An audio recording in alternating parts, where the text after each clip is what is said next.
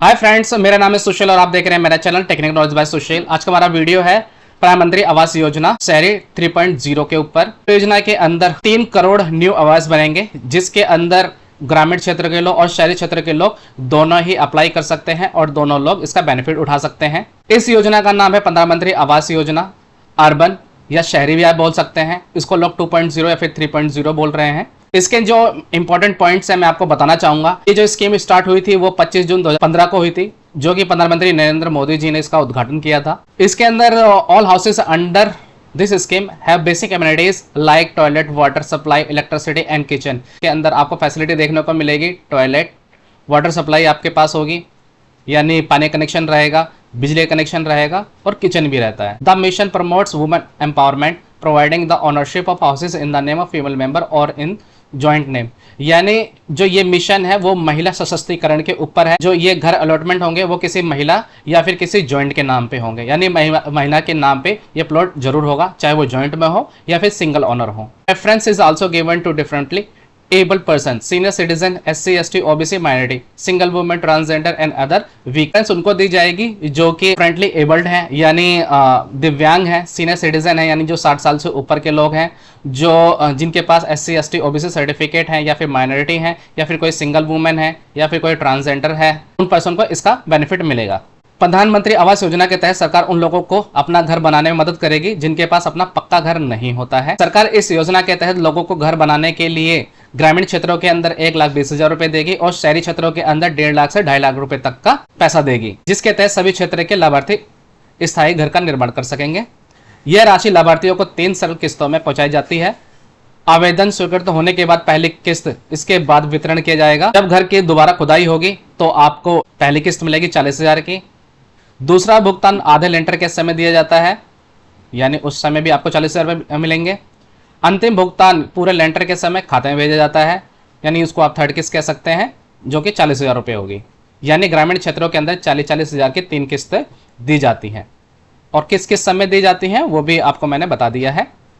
राशि उसके बैंक खाते में दी जाती है जो भी एप्लीकेंट है। एप्लीकेंट महिला या फिर जॉइंट ओनर होगा। अभ्यर्थी को अपने घर में शौचालय बनाने के लिए 12,000 रुपये की अलग से आर्थिक सहायता भी मिलती है। अब electricity connection and LPG connection भी सरकार देगी। पहले सिर्फ घर बनाती थी सरकार, इसके बाद water connection, electricity connection, LPG connection खुद को लेना पड़ता था, लेकिन अब गवर्नमेंट आपको खुद जब घर बनाती है तो ये सारी फैसिलिटी आपको करके देगी। 10वां पॉइंट है प्रधानमंत्री आवास योजना अर्बन के तहत आर्थिक रूप से कमजोर यानी EWS इकोनॉमिकली वीकर सेक्शन के लिए बनाए गए घरों के लिए अधिकतम कारपेट एरिया 30 वर्ग मीटर है। यानी जो EWS के तहत आते हैं उनको जो घर का साइज मिलेगा वो 30 वर्ग मीटर का मिलेगा। हालांकि राज्य और केंद्र शासित प्रदेशों के पास आवास और शहरी मामलों के मंत्रालय के परामर्श और अनुमोदन से इसके आकार को बढ़ाया जा सकता है। यानी स्पेशल अप्रूवल अगर आएगा, अगर आप EWS के अंदर आते हैं और आपका एक्सेप्शनल अप्रूवल आया है तो 30 वर्ग मीटर से भी ऊपर का आपको घर के निर्माण के लिए पैसा मिल सकता है। जो लोग आर्थिक रूप से कमजोर हैं, यानी जो EWS के तहत आते हैं, अगर उनकी वार्षिक आय 3 लाख है परिवार के और उनका घर का आकार 30 वर्ग मीटर है तो EWS के अंदर वो आएंगे। अगर उनकी वार्षिक आय 3 लाख से 6 लाख तक के बीच में है और उनका घर का साइज 60 वर्ग मीटर तक है तो LIG के अंदर आएंगे। अगर जिनकी वार्षिक आय 6 लाख से 12 लाख के बीच में आती है और घर का आकार 160 वर्ग मीटर तक का है तो MIG 1 के अंदर आएंगे। और जिनका वार्षिक आय 12 लाख से 18 लाख रुपए तक का है और घर का साइज 200 वर्ग मीटर है तो MIG 2 में आएंगे वो। आप इसका स्लैब यहाँ से भी समझ सकते हैं, मैंने स्क्रीनशॉट लगाया हुआ है। अब इसकी एलिजिबिलिटी क्राइटेरिया क्या है? 2024 के अंदर लाभार्थी भारत का नागरिक होना चाहिए, यानी इंडियन सिटीजन को ही ये स्कीम मिलेगी। आवेदक आर्थिक रूप से कमजोर वर्ग का होना चाहिए।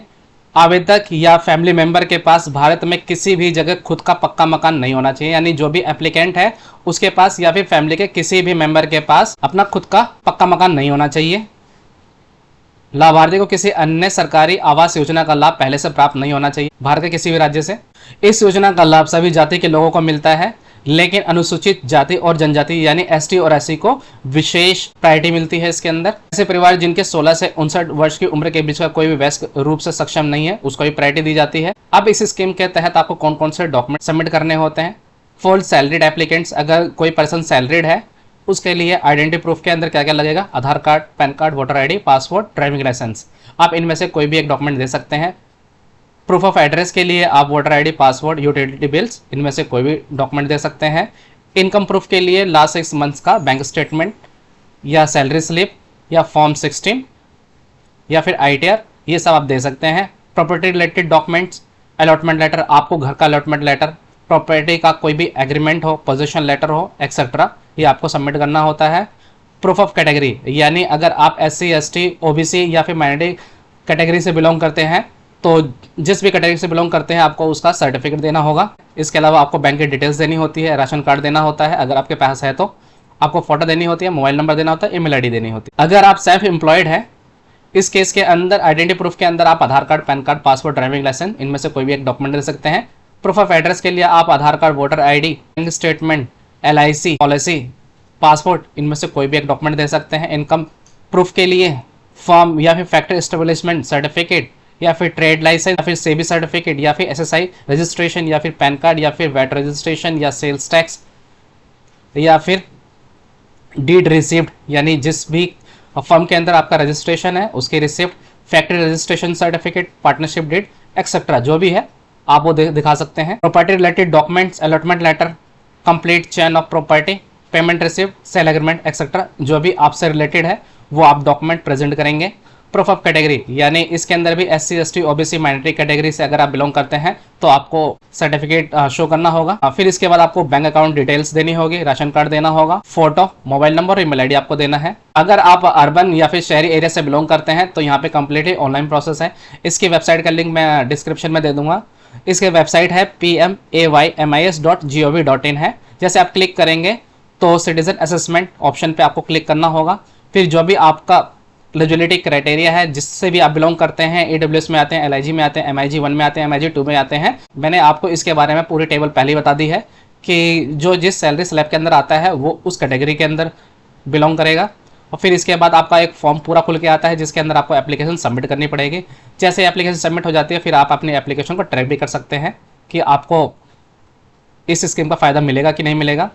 अगर आप ग्रामीण क्षेत्र से बिलोंग करते हैं तो आपको अपने ग्राम प्रधान, ग्राम सचिव या फिर सेक्रेटरी से मिलना होगा। फिर जितने भी मैंने डॉक्यूमेंट्स आपको ऊपर बताए हैं जैसे कि proof of identity, proof of address और अदर डॉक्यूमेंट जो भी मैंने आपको बताए हैं उनका फोटोकॉपी लगेगा, वो आपको सबमिट करना है। वो आप ग्राम प्रधान, ग्राम सचिव या फिर सेक्रेटरी से आपको मिलना होगा। आवेदन को अपने ग्राम पंचायत के प्रमुख से मिलना चाहिए और ग्राम पंचायत के आवास सहायक के साथ आवेदन करना चाहिए। पंचायत के सचिव भी मिलते हैं जो कर सकते हैं, इस फॉर्म को भर सकते हैं। आवेदन को फॉर्म भरना होगा और इसे पंचायत के सचिव को भेजना होगा, जिसके बाद आवास सहायक ऑनलाइन प्रवेश करता है, यानी जो भी असिस्टेंट है उसकी एंट्री करेगा ऑनलाइन। उनका खुद का एक पोर्टल होता है, उसमें वो लॉगिन करते हैं और वहाँ पे आपकी एप्लीकेशन सबमिट करेंगे। जिसके बाद आपका अगर नाम आता है तो आपको इस स्कीम का फायदा मिलेगा। आप रिजल्ट को ऑनलाइन या ऑफलाइन दोनों में से देख सकते हैं। जैसे ही आपकी एप्लीकेशन अप्रूव हो जाती है फिर इसके बाद आपको इसका बेनिफिट मिलना स्टार्ट हो जाता है। इसकी वेबसाइट को खोलने के लिए आपको लिखना होगा किसी भी वेब ब्राउजर पे प्रधानमंत्री आवास योजना। फिर जैसे ही आप क्लिक करते हैं तो सबसे पहला ही वेब लिंक आ जाता है, इस पर आपको क्लिक करना है। तो यहाँ पे एक इंटरफेस खुल के आ जाता है प्रधानमंत्री आवास योजना का। आपको साइन अप यहाँ पे करना है। अभी ऑनलाइन आप अप्लाई नहीं कर सकते हो, ऑनलाइन अप्लाई करने का जो लिंक है हटा दिया गया है। जैसे ही ऑनलाइन एप्लीकेशन स्टार्ट होगी मैं आपको अपडेट करूंगा। आगे भी मैं आपको इससे रिलेटेड सारे के साथ जो भी मेन पॉइंट्स है वो भी डिस्कस करके बताऊंगा। जैसे ही इसका ऑनलाइन प्रोसेस स्टार्ट होगा मैं इसका अपडेट आपको जरूर बताऊंगा। Please like and subscribe my channel. Thank you.